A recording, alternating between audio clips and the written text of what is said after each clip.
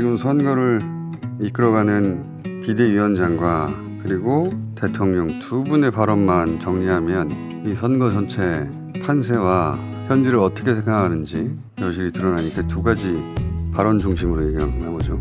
우선 그 책임이 나한테 있는 거 아니다라고.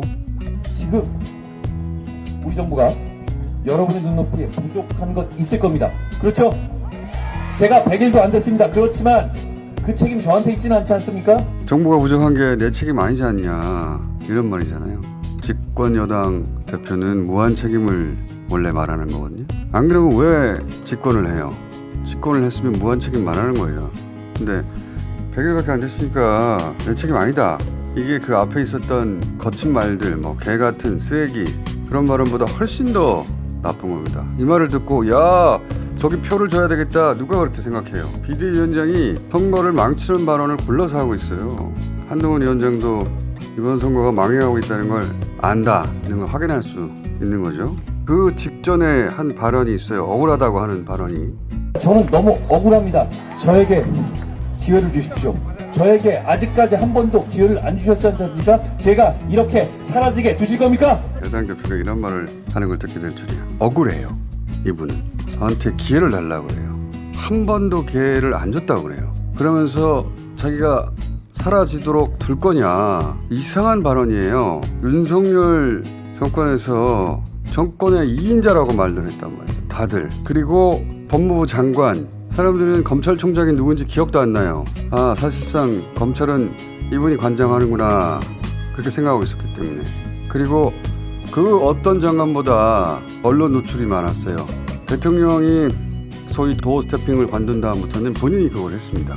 누가 봐도 2인자였거든요. 그리고 정치적으로 이런 게 하나도 없는데 완전한 정치 초보에게 야당의 당 대표라는 기회까지 줬잖아요. 게다가 그 당 대표 비대위원장이 된 날부터 모든 매체들이 나서서 몇 날 며칠을 미남이다 막 키가 180 복근 뭐 패션 아주 저 하늘 높이 둥둥 그냥 구름처럼 띄워주기까지 했는데 그런 엄청난 기회를 누린 사람이 윤석열 정부에서 누가 따로 있어요. 유일하게 그런 기회를 누린 사람입니다. 모든 혜택을 다 받았어요. 윤석열 정권이 줄 수 있는 기회란 기회는 다 받았는데 너무 억울하다잖아요.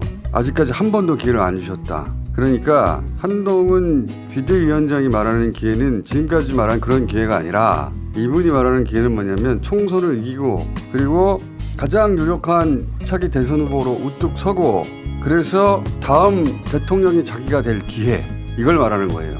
이번에 그럴 기회라고 주변에서 막 부추겼을 것이고 그래서 본인도 그 비대위원장직에 간 겁니다. 그런데 이번 총선을 지고 나면 자기가 그런 기회를 가져보지 못하고 사라지지 않겠느냐.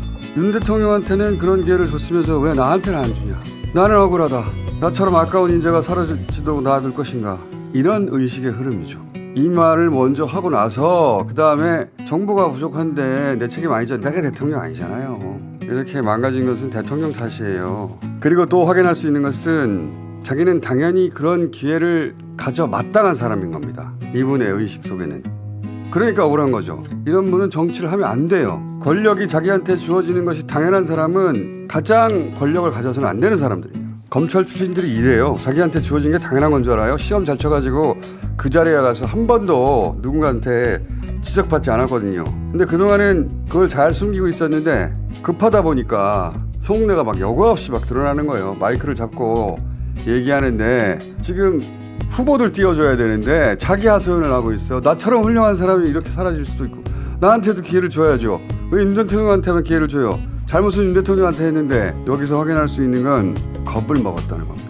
총선을 이기기 어렵다는 걸 본인이 알았다는 게 하나 있고 두 번째는 그럼 자기한테 책임을 물을 거기 때문에 자기가 이렇게 사라지게 되는 건가? 겁을 먹었다는 거예요. 그래서 그게 억울한 겁니다. 잘못은 대통령이 했는데 잘못은 대통령이 했다는 말을 간접적으로 얘기를 합니다. 세 번째 클립 한번 볼까요? 여러분, 제가 여러분이 부족하다고 말씀하시면 이 97일 동안 어떻게든 바꾸지 않았습니까? 어떻게든 제가 큰 상처를 입더라도 바꾸지 않았습니까? 대통령이 앞에 주어는 잘못해도 자기가 바꾸지 않았냐. 자기 잘못 아니라는 거예요. 책임은 누구한테 있다? 대통령한테 있다. 앞에 주어상 생각됐는데. 그러면 이렇게 한동훈 비대위원장이 야속해하고 억울해하고 하는 대상인 대통령이 또 어제 담화문을 발표했는데 제가 어제 이도저도 아닌 게 나올 거라고 했잖아요. 길게 혼자 얘기했거든요. 이것만 들어보시면 됩니다. 2,000명은 그냥 나온 숫자가 아닙니다. 제대로 된 논리와 근거 없이 힘으로 부딪혀서 자신의 뜻을 관철시키려는 시도는 결코 받아들일 수 없습니다. 6 내지 7%에 이른 물가가 건전 재정 기조가 아니었다면 지금 2 내지 3%대로 잡히지 않았을 것이고 망가진 한일 관계를 개선하려고 했을 때는 당 안팎에서 지지율을 걱정했습니다. 원전 정책 정상화는 탈원전 세력들의 강력한 저항에 부딪히기도 했습니다. 대통령인 제게 가장 소중한 절대적 가치는 바로 국민의 생명입니다. 감사합니다. 이거를 요약하면 내가 생각하는 숫자는 2,000명인데 의료계가 한번 제안해봐라. 내가 말이지 그동안 얼마나 잘한 일이 많은데 물가도 잡고 여기서 제가 빵 터졌어요. 한일 관계도 개선하고 원전도 정상화하고 나는 국민 생명만 생각하는 훌륭한 대통령이야. 이게 어제 50일 동안 한 내용의 요약입니다. 이걸 다시 두 줄로 요약할 수 있어요. 나는 위대하다, 나는 관대하다. 나는 위대하게 일을 잘해왔는데 의학계에서 하도 2,000명 안 된다고 하니까 관대한 내가 한번 봐줄 테니까 제안해봐. 나는 완벽한데? 하지만 너희들이 그렇게 얘기한다면 내가 관대하니까. 윤 대통령 의식의 흐름입니다.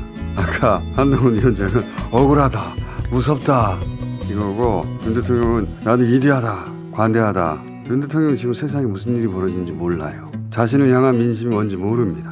이 50분 내내 수치를 계속 얘기해요. 계속해서 수치를 얘기하거든요. 나는 이 사안을 이렇게 자세히 알고 있는 위대한 대통령인 거예요. 내가 이 수치를 이렇게 자세히 알고 있는 거를 사람들이 들으면 깜짝 놀랄걸? 나를 우러러보게 될걸? 이렇게 생각하고 있어요. 스스로 왕이 되신 거예요. 구름이 왕이에요. 아마 어제 이 담화에 대해서 주변에서 다들 말렸을 겁니다. 지금 민감한 시기고 하지 마시라고. 근데 선거를 치르고 있는 쪽에서는 애가 타서 그런 말을 했겠죠. 이제 하늘을 위해 왕이시기 때문에 그런 얘기가 안 들려요. 대통령은 지금 땅에서 무슨 일이 벌어지는지 몰라요. 첫 번째 확인할 수 있는 건. 두 번째 확인할 수 있는 건 대통령에게 대통령 임무를 수행할 능력이 없다는 겁니다. 땅에서 벌어진 일이 뭔지를 모르는데 어떻게 대통령직을 수행을 해요? 그래서 총선을 정말 잘 치러야 한다는 거예요. 총선 제대로 치러야지. 3년 동안 정말 상상도 못할, 지금까지도 큰일이었는데 큰일이 벌어지겠다는 것을 다시 한번 확인한 어제 대국민 담화였습니다.